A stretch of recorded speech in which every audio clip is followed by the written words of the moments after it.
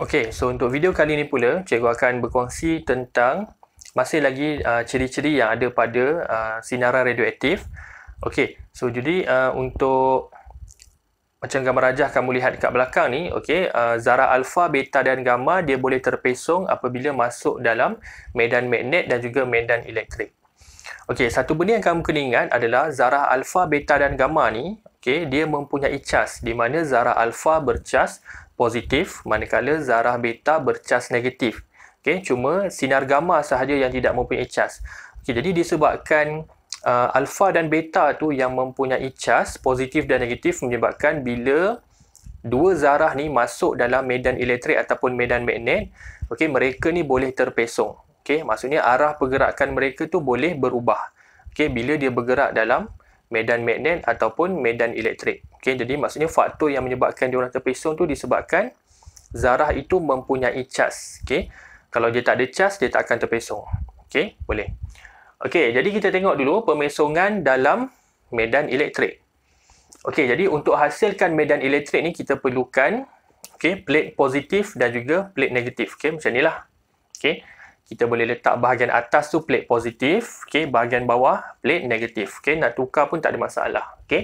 Jadi maksudnya antara positif dengan negatif ni akan wujud kawasan yang dipanggil sebagai medan elektrik. Kita tahu dalam tajuk elektrik kita dah belajar medan elektrik ni maksudnya kawasan di mana cas-cas elektrik akan merasai daya. Okey, jadi kita sambungkan pada bekalan kuasa lah macam biasa. Positif sambung kepada terminal positif, negatif sambung ke terminal negatif bekalan kuasa. Okey, jadi dekat sebelah, dekat plate positif negatif tu, sebelah kiri dia, kita letakkan suatu sumber radioaktif. Maksudnya dekat sini, dekat pemegang ni, holder ni, kita letak satu bahan radioaktif. Di mana bahan tu, dia akan memancarkan alfa, beta dan gamma. Maksudnya bahan radioaktif tu akan keluarkan alfa, beta dan gamma. Dia tak biasanya soalan tak bagi tahulah dia punya unsur apa. Dia cuma cakap sumber radioaktif. Maksudnya kat sinilah tempat keluarnya sinaran radioaktif alfa, beta dan gamma. Okey, boleh Okey. Jadi alfa, beta dan gamma tu akan bergerak ke kanan, dia akan masuk dalam medan elektrik. Okey, jadi cikgu dah lukiskan dah dia punya arah dan juga zarah mana yang terpesong. Okey, kita mulakan dulu dengan alfa. Okey. Jadi alfa bila bergerak dalam medan elektrik mula-mula dia bergerak lurus, bergerak lurus sebab dia tak masuk lagi dalam medan elektrik. Kemudian bila dah masuk medan elektrik, dia slowly ataupun perlahan-lahan akan terpesong ke bawah, iaitu terpesong ke plate negatif.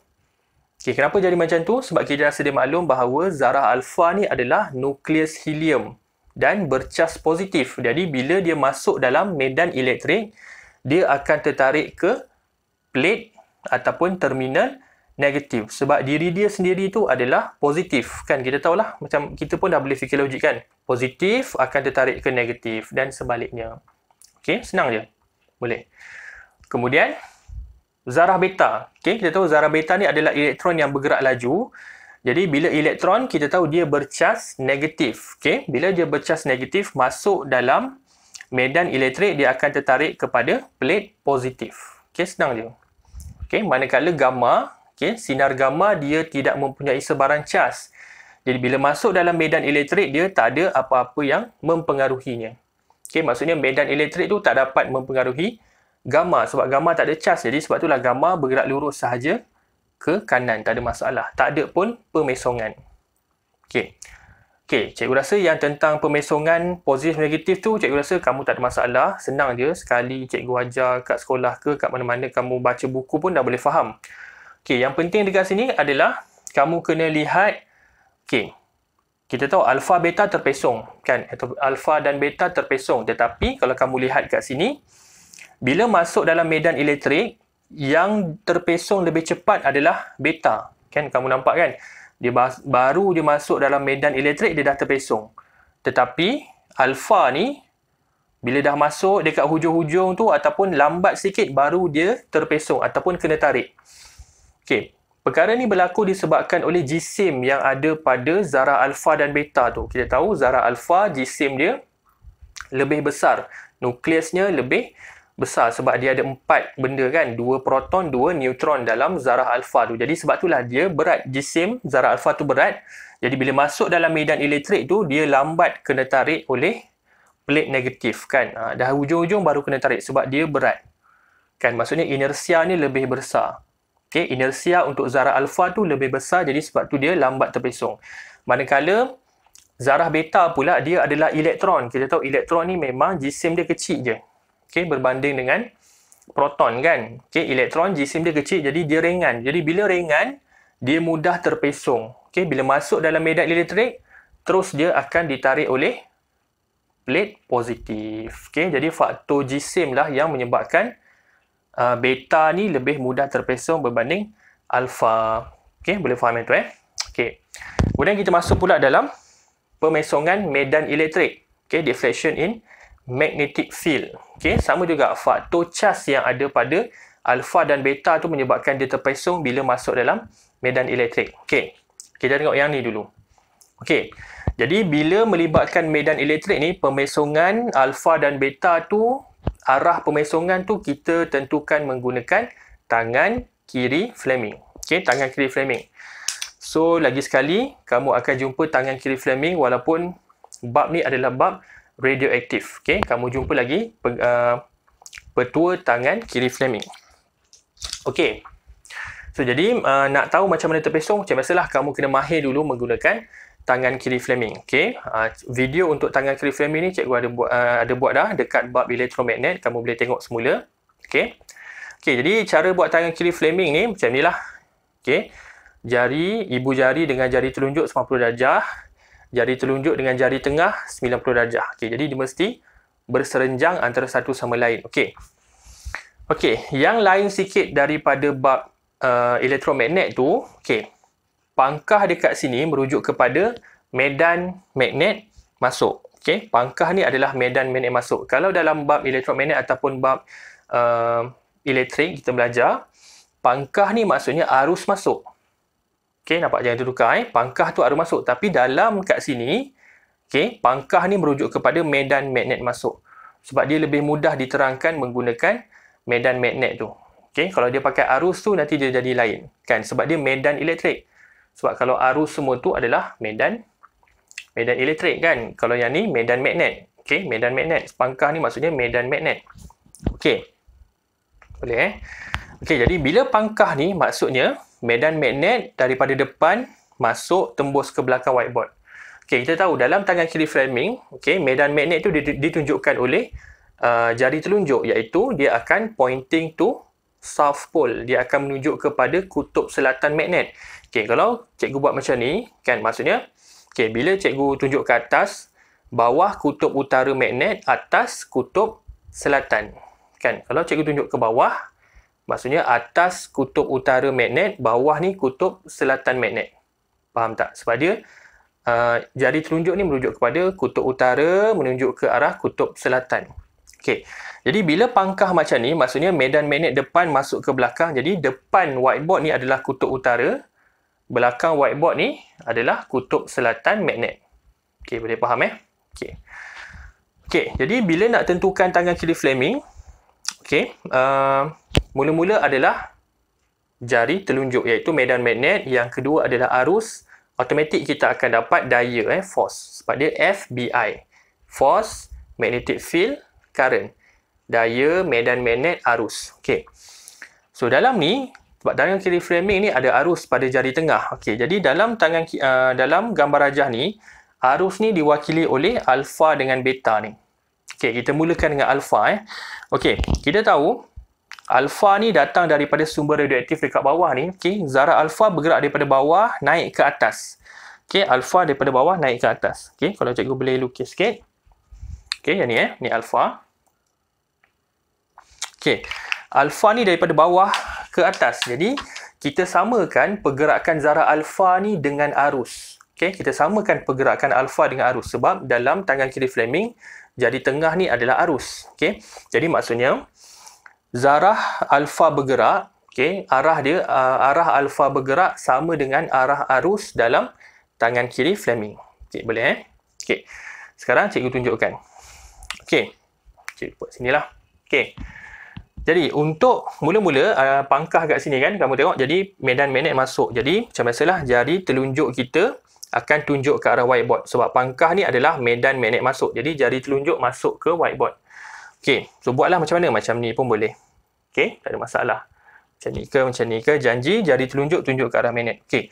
Kemudian adalah jari tengah. Jari tengah ni adalah arus. Okey, kalau kamu tengok macam cikgu bagi tahu tadi, alfa ni adalah daripada bawah ke atas, dia sama dengan arus. Maksudnya kita bukanlah kata dekat alfa tu ada arus. Maksudnya kita samakan pergerakan zarah alfa sama dengan pergerakan arus dalam tangan kiri Fleming. Jadi kamu tengok, alfa bawah ke atas, maksudnya kita punya jari tengah pun kena tunjuk bawah ke atas. Macam ni lah. Nampak tak? Jari telunjuk masuk tunjuk ke whiteboard. Okey, jari tengah ni daripada bawah ke atas. Nampak? Jari tengah ni bawah ke atas. Nampak tak? Ibu jari automatik tunjuk ke mana? Okey, nampak? Ibu jari akan automatik tunjuk ke arah kiri. Nampak tak? Nampak? Ibu jari cikgu ni ke kiri. Sebab itulah zarah alfa daripada bawah naik ke atas, lama-lama terpesong ke kiri. Kan? Sebab dia ikut ibu jari daripada tangan kiri Fleming ni. Okey, boleh nampak Okey. Jari telunjuk masuk, jari tengah ke atas, ibu jari automatik ke kiri. Sebab itulah alfa dalam gambar rajah ni, alfa daripada bawah naik ke atas terpesong ke kiri. Okey, boleh? Okey. Kita tengok pula untuk beta Okey, beta pun samalah daripada bawah naik ke atas. Semua ni alfa, beta, gamma semua daripada bawah naik ke atas. Kan? Okey, tetapi untuk tangan kiri Fleming, kita belajar jari hantu ni, jari tengah ni adalah arus. Tapi beta ni adalah elektron. Jadi, arah beta akan berlawanan dengan arah arus. Sebab kita tahu, beta ni adalah elektron. Elektron dengan arus kan bertentangan arah dalam tajuk elektronik kita belajar. Okey, jadi bila beta bawah ke atas, maksudnya arus atas ke bawah. Boleh? Okey, beta bergerak daripada sumber naik ke atas. Jadi, maksudnya arus daripada atas turun ke bawah. Jadi, tangan kiri Fleming kita, mula-mula medan magnet macam biasa masuk. Yang kedua adalah jari hantu ni ataupun jari tengah ni kena tunjuk ke bawah. Kan, jari tengah. Oh, tak nampak. Okey, macam ni lah. Okey, boleh. Itulah, so boleh Okey, jadi jari telunjuk masuk ke dalam. Okey, jari hantu ni ke bawah. Sebab jari hantu ni berlawanan dengan beta. Beta ke atas. Jari tengah ni iaitu berlawanan dengan beta ke bawah. Jadi automatik ibu jari tunjuk ke kanan. Sebab tu beta terpesong ke kanan. Boleh. So jadi alfa macam ni. Okey, alfa macam ni. Beta macam ni. Nampak? Dia punya jari telunjuk tetap tunjuk arah yang sama iaitu masuk ke whiteboard. Okey, boleh Okey. Jadi macam biasalah gamma tidak terpesong kerana tidak mempunyai cas. Okey, kemudian kamu lihat beta akan cepat terpesong kerana jisimnya lebih kecil. Okey, alfa lambat kerana jisimnya lebih besar. Sama macam medan elektrik tadi. Okey. Okey, and then satu lagi, kalau medan magnet tu daripada belakang ke depan. Okey, sebab tu tanda dot ni ataupun tanda titik, maksudnya belakang whiteboard ni kutub utara, depan whiteboard ni kutub selatan. Jadi medan magnet daripada belakang ke depan. Okey, so jadi untuk buat tangan kiri Fleming, okey, macam biasalah kita buat alfa dulu. Okey, jadi kita buat macam inilah. Okey, and then medan magnet belakang ke depan. Kemudian alfa sama dengan arus. Alfa bawah ke atas, arus pun bawah ke atas macam ni. So sebab itulah terpesong ke zarah alfa terpesong ke kanan, nampak? Ke kanan ni kan. Boleh? Okey. Okey, untuk beta pula, beta berlawanan dengan alfa. Beta bawah ke atas. Okey, beta bawah ke atas maksudnya arus atas ke bawah. Macam inilah. Okey, arus atas ke bawah berlawanan dengan beta. Beta bawah ke atas, jari tengah untuk Fleming ni atas ke bawah. Jadi automatik ibu jari ke kiri. Okey, sebab tu beta terpesong ke kiri.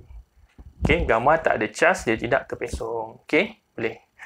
So, jadi untuk yang daripada pengalaman cikgu mengajar, untuk pemesongan dalam medan magnet ni yang agak susah sikit lah sebab dia melibatkan tangan kiri Fleming. Jadi, kalau kamu dah faham tangan kiri Fleming, cuma nak samakan pula dengan pangkah ni adalah medan magnet masuk, dot ni medan magnet keluar dan pergerakan alfa beta tu. Sebab nak samakan dengan jari tengah ni iaitu arus kan.